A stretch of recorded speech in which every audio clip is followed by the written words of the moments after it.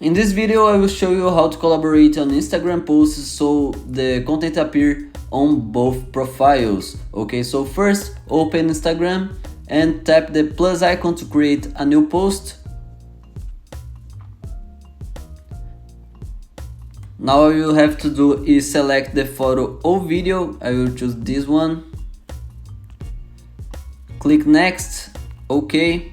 Now instead of just posting normally, tap on tag people, then select in which collaborator and put the handle of who you want to collaborate with. Now all you need to do is post this content normally, and if you want to collaborate with someone else post, the person will send you a notification, and after that all you need to do is accept the collaboration. The post will appear on both profiles and likes and comments will be shared.